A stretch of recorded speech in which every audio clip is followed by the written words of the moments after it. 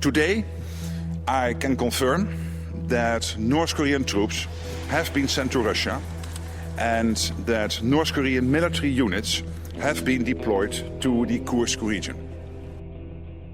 On the morning of October 28th, a delegation from the Republic of Korea briefs NATO Secretary General Mark Rutte, the North Atlantic Council, and NATO's Indo-Pacific partners, Australia, Japan, and New Zealand, on North Korea's growing involvement in Russia's war of aggression against Ukraine. The deepening military cooperation between Russia and North Korea is a threat to both the Indo-Pacific and Euro-Atlantic security. It undermines peace on the Korean peninsula and fuels the Russian war against Ukraine. By design, NATO is a Euro-Atlantic organization.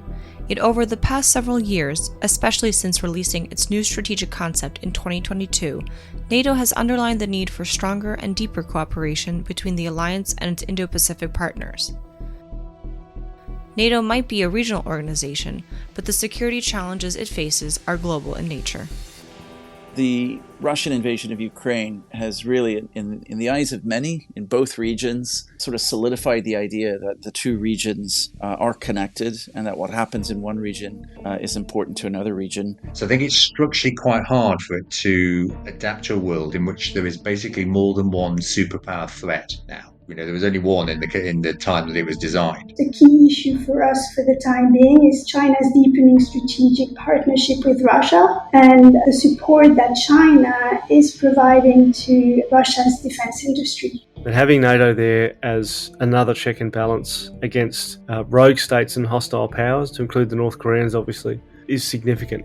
Giving confidence to Asian partners that they can be part of security frameworks by using NATO as an example is another way, I think, of being able to collectively respond to the changing security environment. In this episode, we explore the history and evolution of NATO's relationships with its Indo-Pacific partners, the alliance's role in the growing US-China rivalry, and we look ahead to a new era of NATO engagement outside of the Atlantic Ocean in a time of increasingly interconnected global conflicts.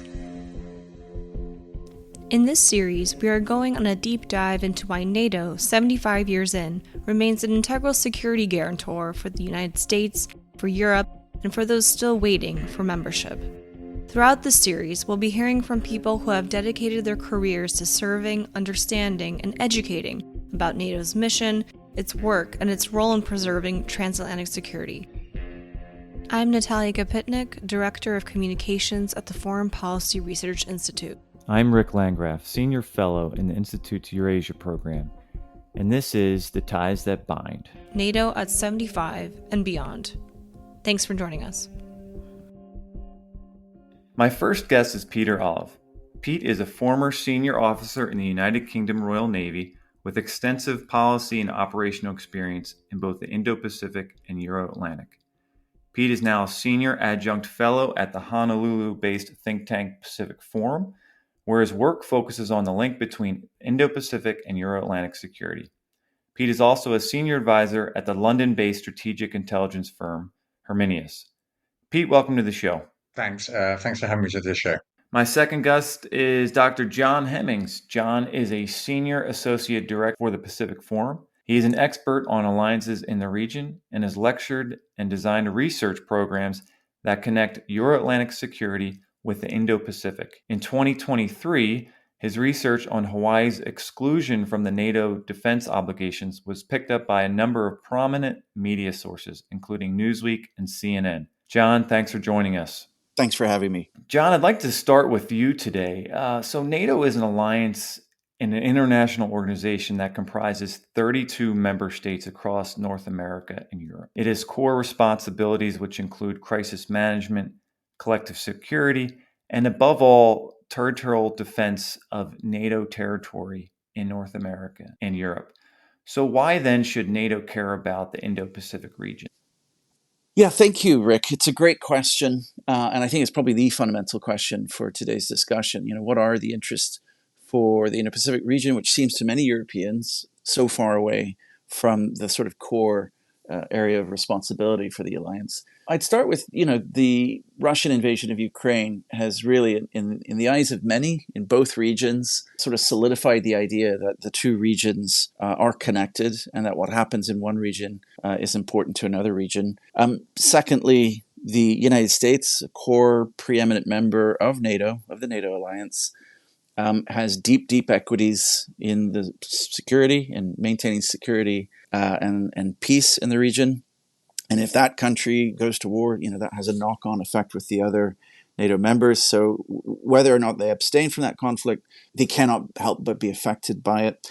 And then third, more getting to the core national interest of European member states and even North American member states like Canada, the sort of source of technology goods coming out of the Indo-Pacific region are so significant. Semiconductor global supply chain from Korea and Taiwan, for example, is a massive part of that.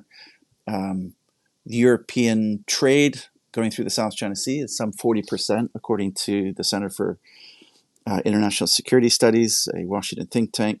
And so I think it wouldn't seem apparent that there are clear equities for NATO in the Indo-Pacific.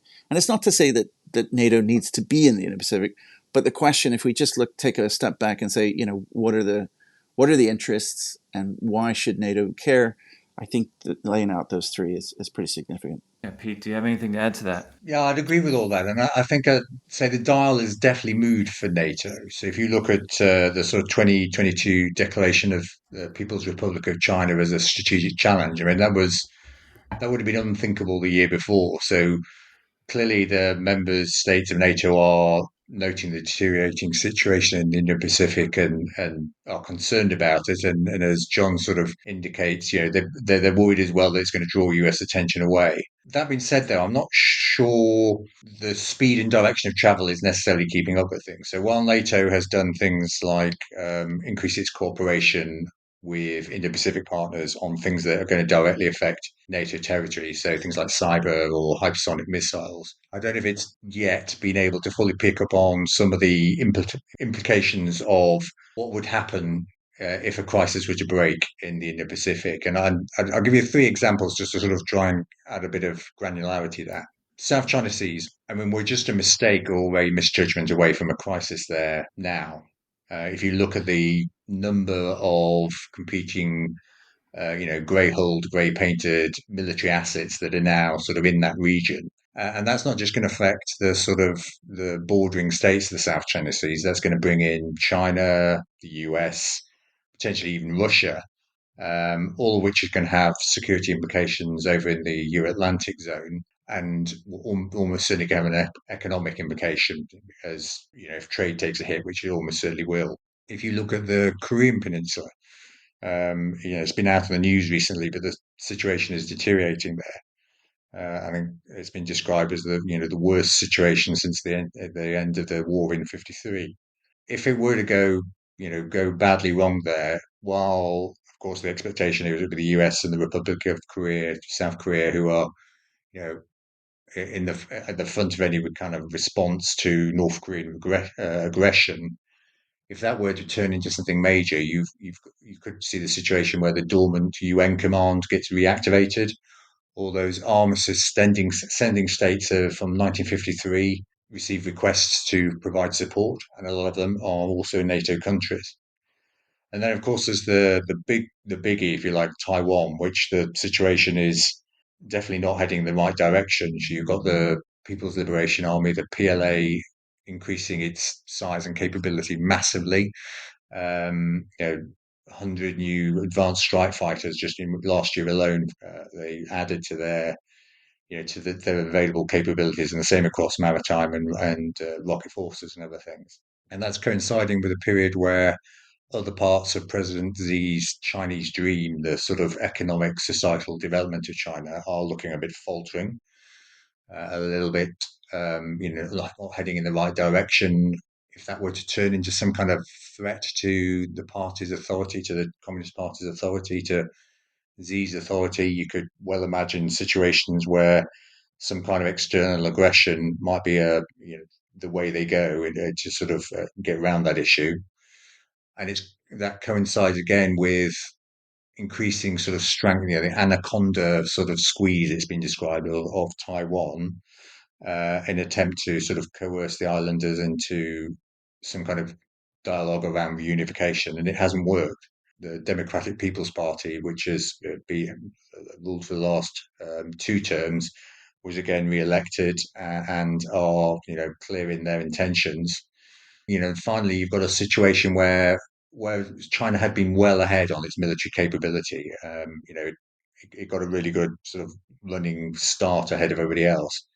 You're now seeing the US and its partners starting to catch up, and that could create a sort of military dynamic in the minds of China's leaders, whereby if we don't do it now, we're not going to be able to.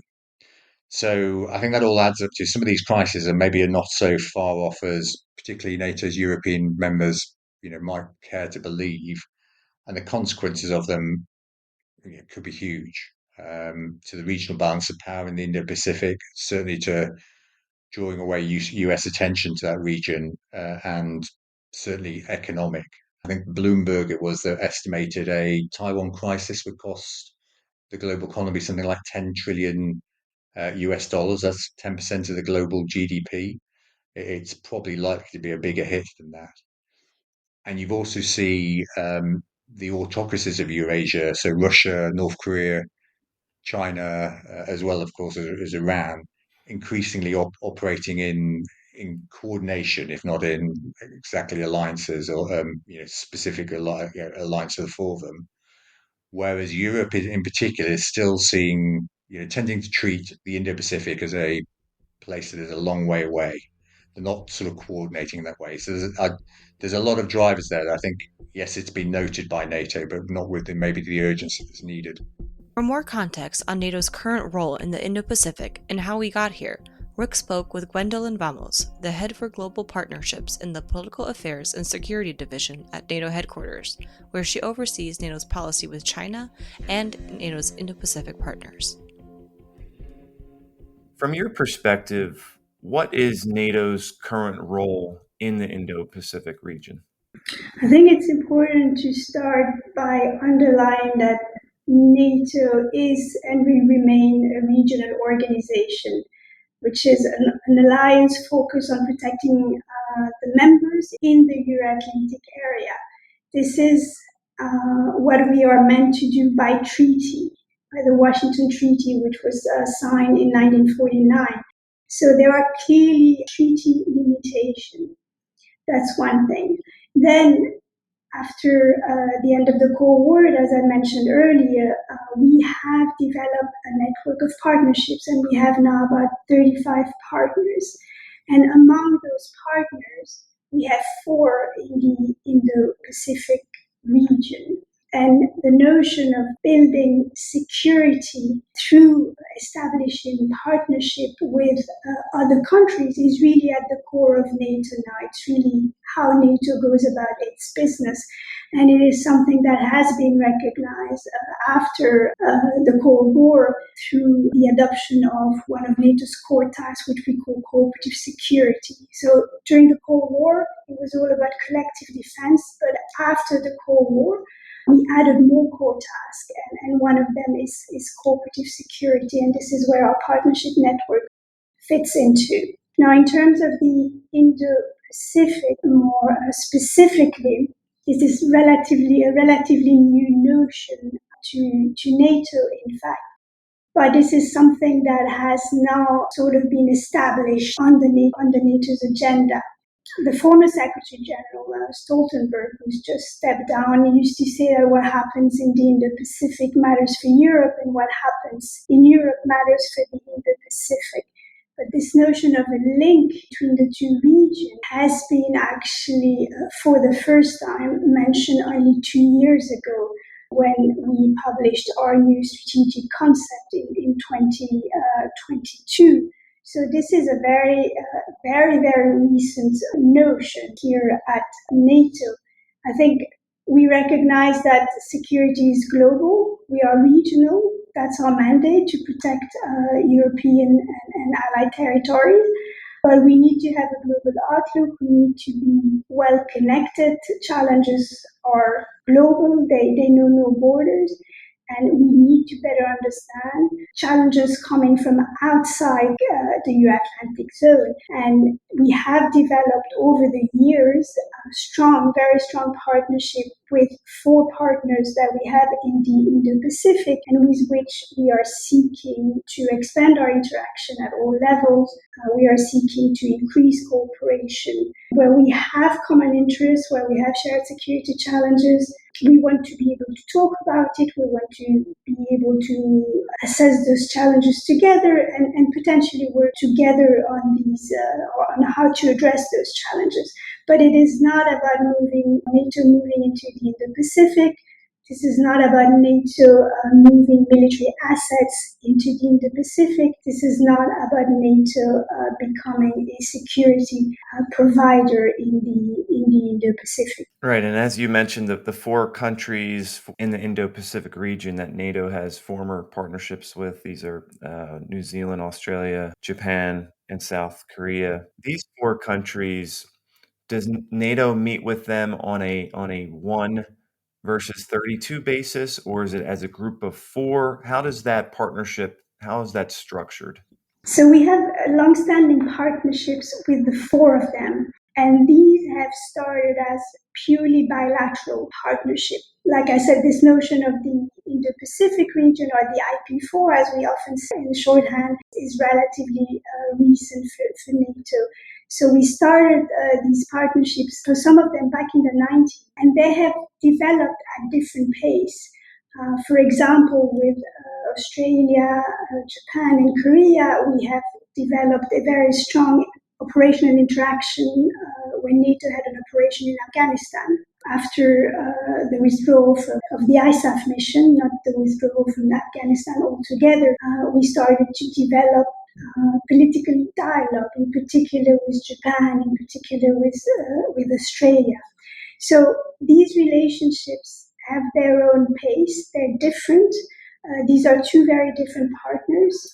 The relationships that we develop there are what we call interest-driven. So it's based on a common interest between NATO and, let's say, Japan, for example. And on that basis, we develop a cooperation program with them. Now, the notion of the Indo-Pacific and the notion of a sort of a grouping appeared around 2017 only. And the first discussion we had at the time were linked to the DPRK. Then this notion, or this sort of grouping, started to develop. And we started to, in addition to meeting these partners on a bilateral basis, we started to meet them as a group. There's been an acceleration there since 2017, and in particular after COVID, basically, when these meetings not only were organized at the level of the North Atlantic Council and the level of permanent representatives, but was also elevated to ministerial meetings or to summit meetings with our leaders. And there were the 4 leaders of Japan, Korea, and New Zealand were with us last July in Washington when NATO celebrated the 75th anniversary. So these are 2 important tracks. There's the bilateral track, and then there's the IP4 track that we will continue to develop as we move forward. But I don't want to say that one track is more important than the other. One of the IP4 partners with a long-standing relationship with NATO is Australia. To learn more about how Australia's partnership with NATO and NATO allies was established and has developed over the years, Rick spoke with Ian Langford, a retired military officer for the Australian Defence Force who served in Iraq, Afghanistan, Israel, Jordan, and the Solomon Islands, to name just a few, and is now an academic at the University of New South Wales. NATO's partnership with Australia throughout the early part of its history was more or less based on Australia's military alliance with the United States, commonly known as ANZUS, or the Australian, New Zealand, US military alliance. That was pretty much the forum in which Australia more or less indirectly contributed to NATO's greater role in that Cold War context. So we saw through ANZUS the establishment of what eventually became the rules-based global order in the post sort of Bretton Woods 20th century. But that relationship really changed in the period post the attacks of September 11, 2001, which resulted in Australia's contribution into commitments in Afghanistan under the International Security Assistance Force regime, which was clearly led by NATO, resulting in formal dialogue and cooperation. The first being in June 2012, NATO and Australia became partners for peace, essentially. And that cooperation then evolved into what's currently known as the Individual Partnership and Cooperation Program. Australia supports NATO in many areas, ISAF in Afghanistan being the most obvious in a historical context. But since its commitment to Afghanistan, that security framework has now evolved as the Indo-Pacific sort of becomes more acknowledged by many that its role in global power politics and the future of the world, frankly, necessitates a security framework that extends beyond just those that we formed in the Afghanistan years and in the outer years of the last decade. So what we see now is a really enhanced focus on how NATO and Australia relations can uphold what we again commonly refer to as rules-based international order.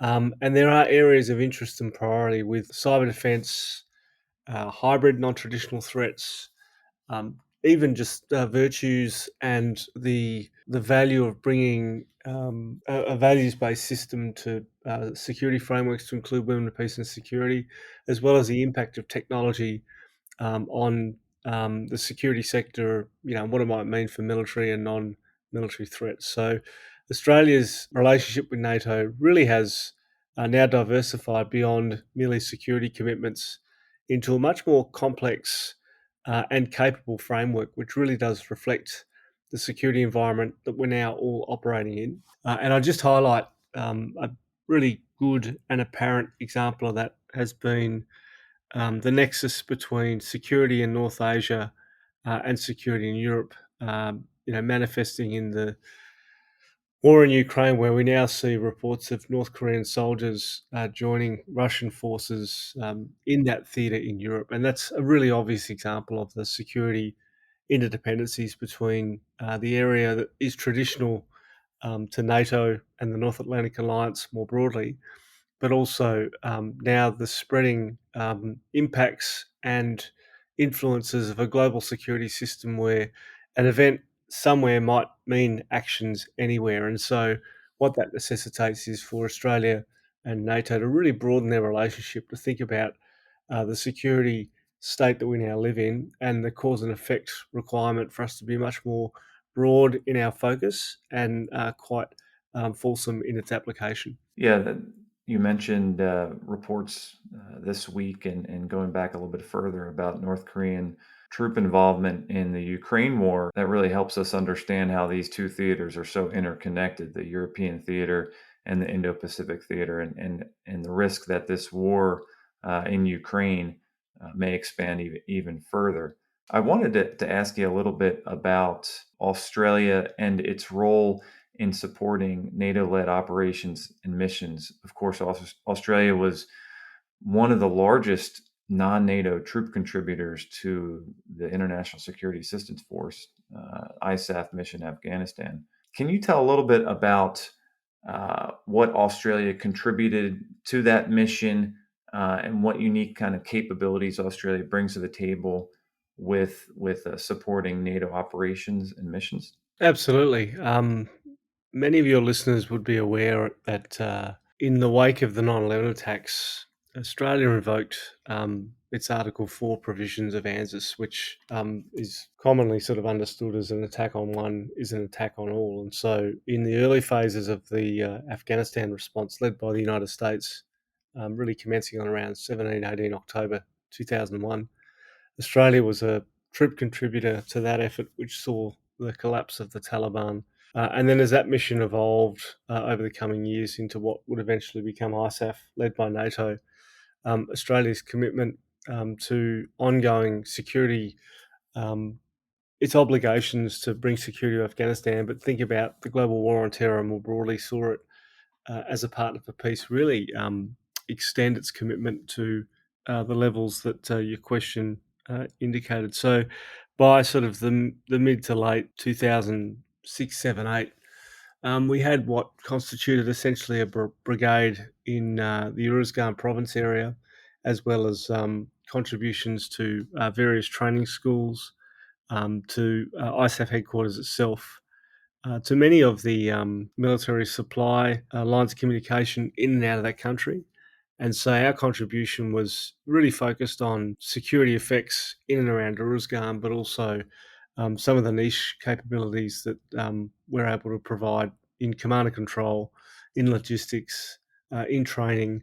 That meant that we were committed to that theatre in all sorts of ways. And of course, that commitment ran all the way through to the end of ISAF-led sort of combat operations in around the 2013-2014 period, and then obviously we were there during the catastrophe of the eventual withdrawal and really the end of that campaign. So Afghanistan became, I think, really a metaphor for the interdependencies between NATO and Australia, and again the security impacts and effects of issues such as Afghanistan, but also around that period we had obviously the counter-piracy operations in and around the Red Sea. We worked together on things like countering threat finance and that lethal aid network, if you like, of money and illegal gain to facilitate security threats, both traditional and non-traditional. And so now we have what was an Afghanistan commitment really now maturing into a better understanding of global security issues, a real focus on enhancing our interoperability between NATO and Australia, and again, thinking about what does resilience mean, for example, in the modern world when it comes to the security frameworks that need to bring security and meet our security obligations, if you like, both in the North Atlantic but also in the Asia-Pacific. Yeah, you mentioned the niche capabilities, and I recall I was in Afghanistan 2013, 2014, supporting counter-threat finance and counter-narcotics missions, specifically with the Special Operations Task Forces over there, ISAF SOF. And I recall that the Australians brought quite a large contingent to that, and really supported that effort seamlessly with U.S. SOF elements and across ISAF. And I saw firsthand just the level of professionalism and teamwork that Australia provided to that mission. So definitely a great partner in that operation. Yeah, I mean, again, it was a really important moment, I think, in also the maturing and the evolution of the Australian Defence Force. So, we have 4 structured determinants, which are a fancy way of describing what our priorities are around how we design and resource forces, how we give them their sort of mandate as well. And in the context of Afghanistan, our earlier commitments with the Americans were under their command and control framework, which a lot of which involved special forces. And as you indicate, I was actually on the staff of NSOC Alpha, the NATO Special Operations Component Command, which established itself in Kabul in about, if my memory serves me well, the back end of 2007, moving into 2008, which became ISAF SOF, and eventually became SGDIF Alpha towards the back end. So a lot of acronyms there. there is. So again, ISAF SOF being obvious in the context. The NSOC Alpha was the NATO Special Operations Component Command, sure, which was establishing itself as a functional headquarters in Afghanistan in 2008. And then by the time we got to 2012, 2013, it had evolved once more into the Special Operations Joint Task Force Afghanistan, so SGDIF Alpha, which was ISAF SOF plus essentially another command and control framework to bring into line some of the command and control changes across theatre more broadly. So that framework of which Australia was part of really since late 2001, which sort of bound ISAF SOF in this instance and Australian special operations contributions together, really demonstrated the potential of the relationship. And I think is a pretty good framework to think about how we might do things in the future. As far as NATO organization, what is NATO currently doing in the region? There's so much focus, obviously, on the European theater and on supporting Ukraine since Russia's renewed invasion in 2022. But what is NATO doing in the Indo-Pacific region specifically, Pete? So I think the perception is it's doing more, but the reality is it's individual NATO nations who are doing more, not under a NATO flag. So you've seen increasing numbers of transits through the South China Seas, through the Taiwan Strait. Countries like Germany doing transits like that, which is unprecedented again in many ways. Hasn't been done for a while, at least. You're seeing more cooperation on sort of exercise and other things. You're seeing some NATO's European members, alongside, of course, the US, increasing their permanent presence in the region, looking to coordinate their carrier strike group deployments. So there is more going on, and then there's a sort of capacity, military capacity partnerships that have been developed by some of those nations. So things like AUKUS, and the cooperation between Italy, the UK, and Japan on a sort of sixth generation fighter. But none of those things have been done as NATO as a collective. Although those things often get confused, not least because the likes of Russia and China want to represent that as NATO in the region, whereas it's not. It's NATO nations doing things individually, not NATO as a whole.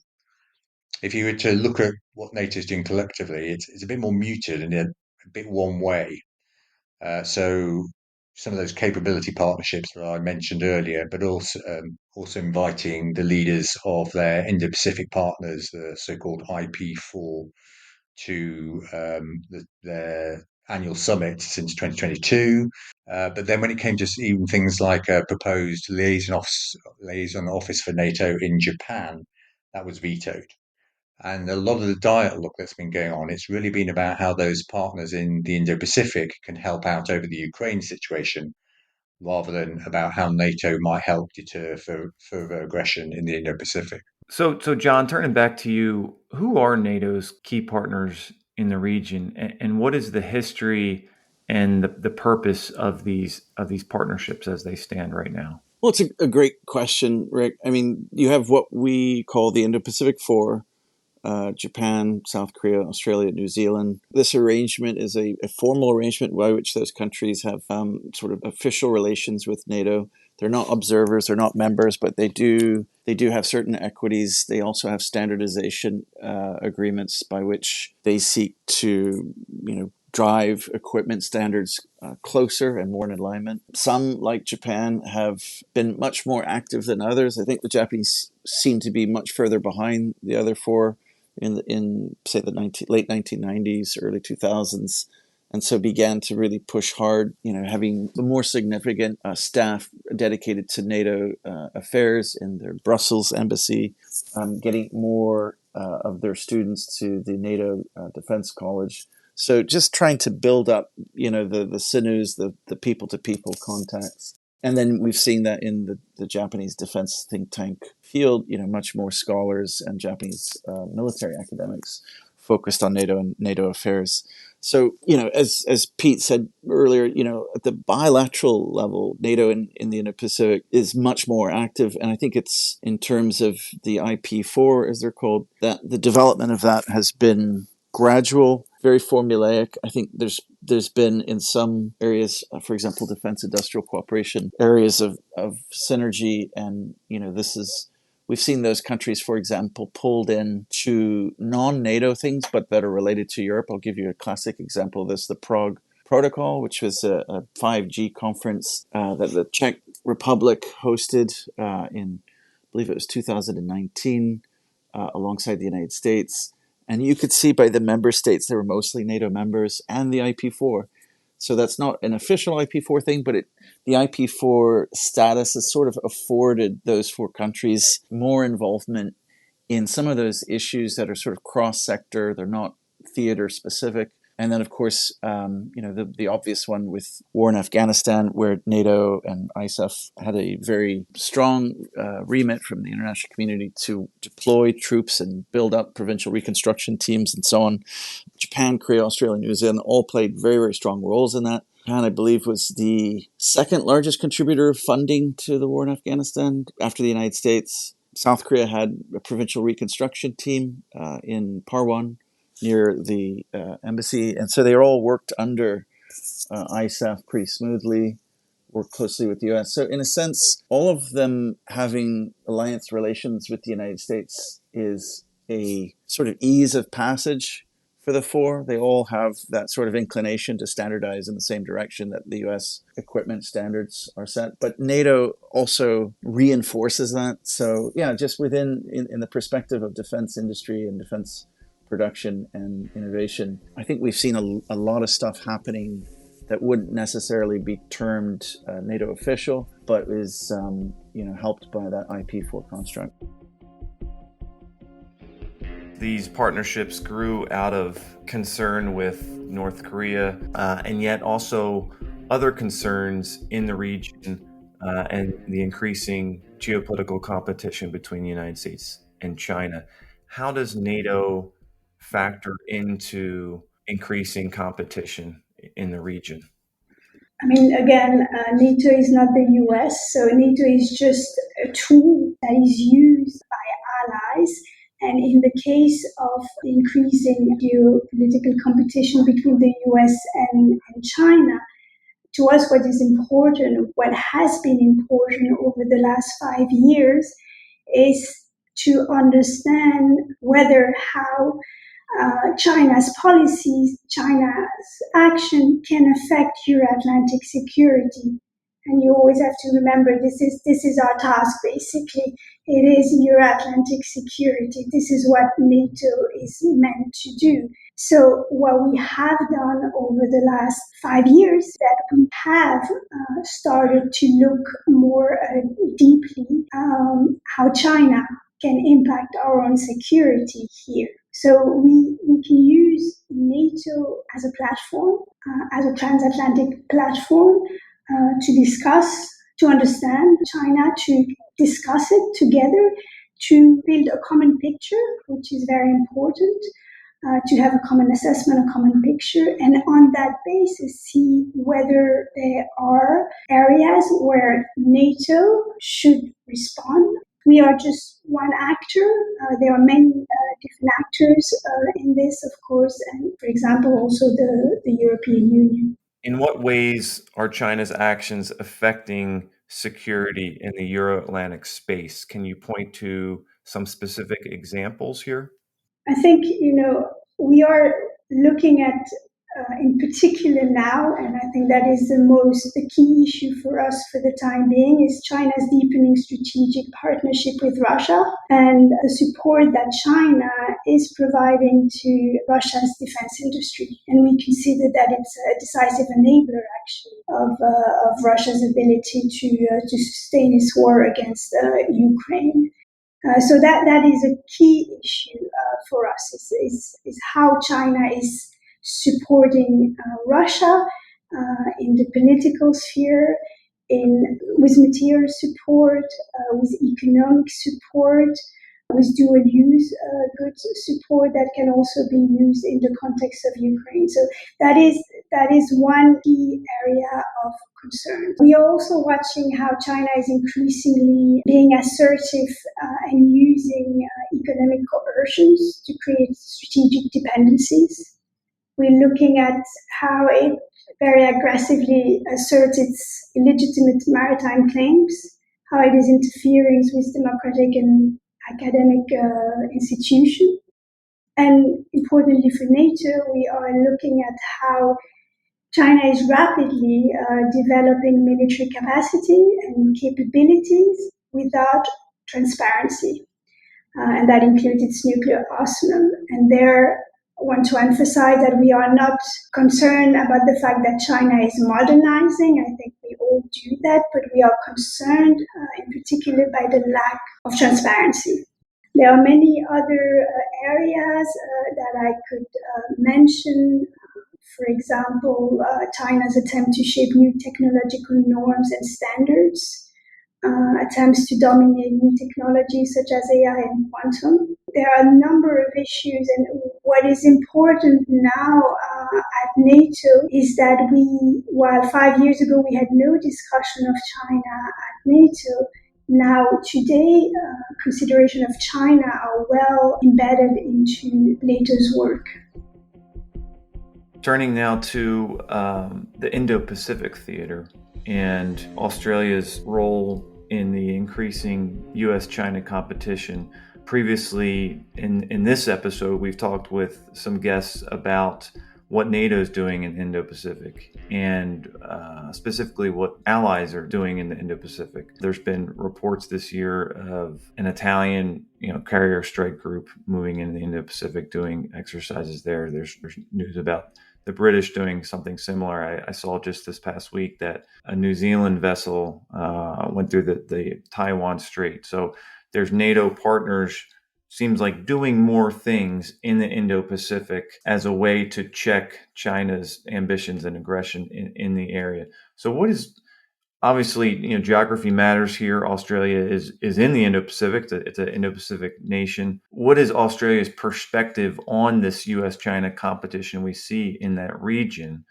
And what has Australia been doing to help counter Chinese aggression there? Well, I think it's sort of in answering that question, it's important to give context to your listeners in terms of how diplomacy and multilateralism works or doesn't work in the Asia Pacific. So many would be familiar with that historical effort to build a NATO-like alliance in this part of the world throughout the Cold War. So the Southeast Asian Treaty Organization, SEATO, was one example of that, which resulted really in it not being very effective at all.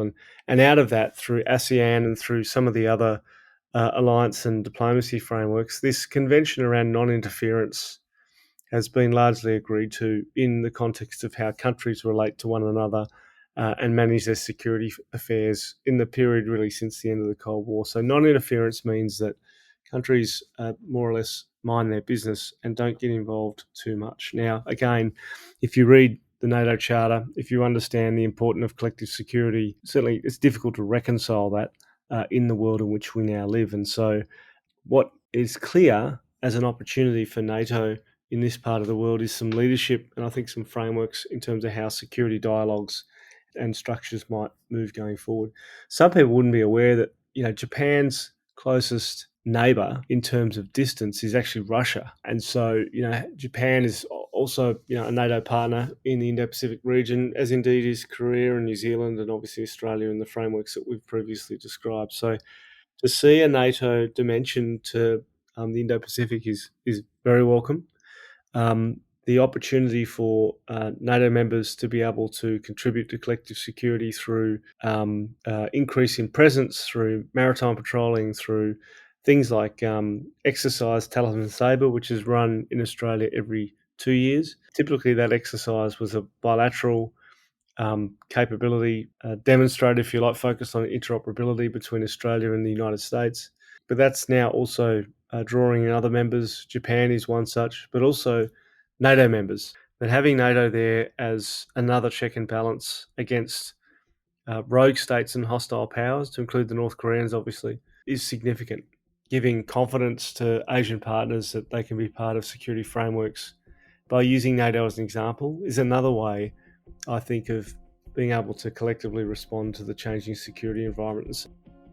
Let's talk a little bit about if there's any tensions within the alliance over committing more resources to the Indo-Pacific and doing more in the region. John? Yeah, I think this conversation is very, very timely, Rick, and I thank you for doing it because in many ways, while I think there's been broad acceptance in both the Euro-Atlantic and Indo-Pacific about the connectivity between the two regions, I think there's real hesitation in the Euro-Atlantic to commit Indo-Pacific resources and defense platforms and deterrence obligations to partners out in the Indo-Pacific. And I think some of the arguments are pretty strong. There is, after all, a U.S. alliance network in the Indo-Pacific, the San Francisco system, which connects U.S. to Korea and Japan and the Philippines, Thailand. A soft arrangement with Singapore, not a full alliance, but certainly a very robust defense arrangement. And of course, ANZUS mentioned by Pete. So, why should NATO bolster those? I think would be, an argument, and thus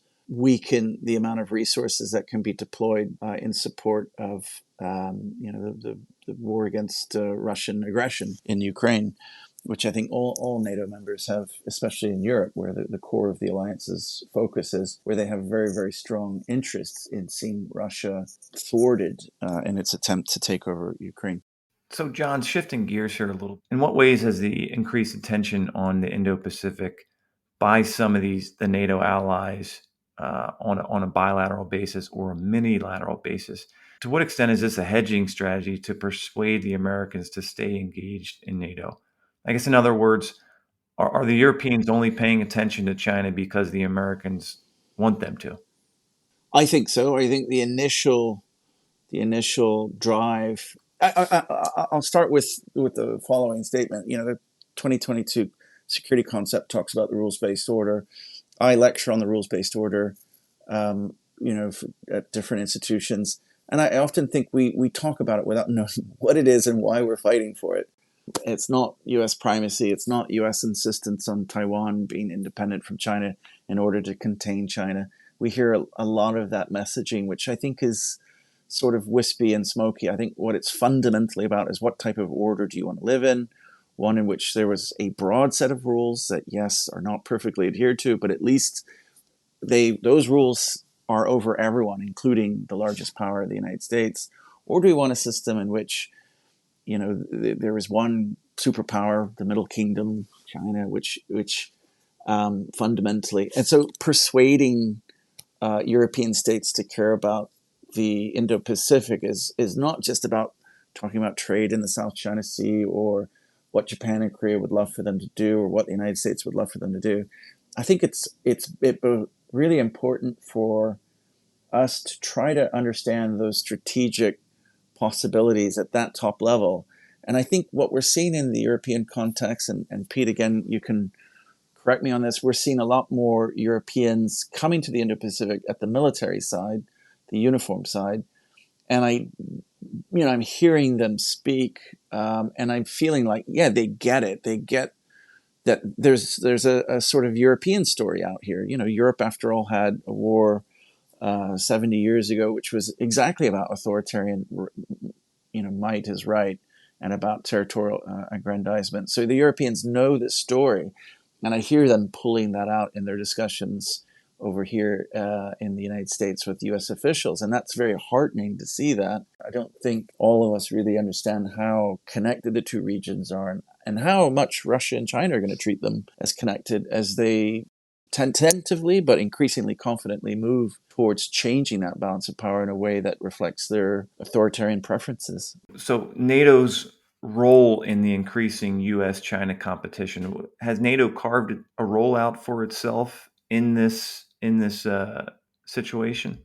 I'd say now, at the moment, it's largely in the public diplomacy space. So some of the things we already talked about. So that really momentous decision to identify China as a strategic challenge in 2022. You'll see statements about concerns about regional developments in the Indo-Pacific, a much more pointed statement in the last communique after the last summit about the role that China and North Korea are playing in supporting Russia.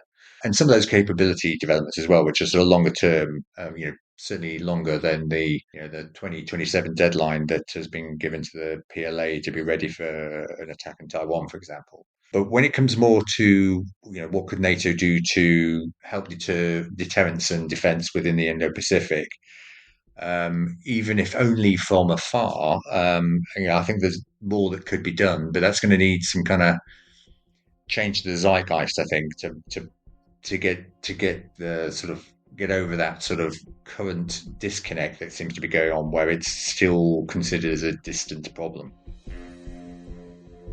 We're speaking now in mid-November, about a week after the U.S. elections. Donald Trump has been reelected as president, will be inaugurated later in January of next year. What is the initial reaction in the halls of NATO headquarters about Donald Trump coming back to the White House? Well, for us, the cornerstone remains the Washington Treaty. We expect that the U.S. will continue to work on that basis. Of course, we know from the first Trump administration some of the topics that will be at the forefront of their agenda. Obviously, there's defense spending or fair burden sharing, which is a point that President Trump at the time made very forcefully. I think he's going to find an organization that is very different from the one he founded in 2016. At the time, 3 allies only were meeting 2% GDP in terms of defense spending, and we now have 23 allies meeting that 2%. So I think, of course, there's more that needs to be done, and more will be done, but we are moving in the right direction. And obviously, Ukraine has also pushed us in that direction. The other item, indeed, that we think would be on the agenda of the new U.S. administration is China. Also on this one, I think we are in a good shape. When President Trump left the White House in 2020, we were just starting our work on China. It's now well embedded into NATO's agenda. This is a standing item here at NATO. So he will also find a very different organization when it comes to China. Certainly, from China to Ukraine to defense investment, there are a lot of items on NATO's agenda as we move from 2024 into 2025. This has been The Ties That Bind, NATO at 75 and Beyond, a podcast of the Foreign Policy Research Institute. Our guests were all incredibly generous with their time, so we do encourage you to hear all of their insights in the complete interviews and transcripts available in the link in the description of this episode. And join us in a few weeks as we look ahead. Where does NATO go from here? What are NATO's priorities and challenges over the next decade? Can the alliance survive another Donald Trump presidency? And what happens if the United States withdraws from the alliance? In the meantime, we want to hear from you. If you have any questions for our host or guests, please do leave us a comment through Substack, tiesthatbind.substack.com, at the handle FPRI on X, or email us at comms@fpri.org. For more podcasts, analysis, and to learn about upcoming events, please visit us at fpri.org.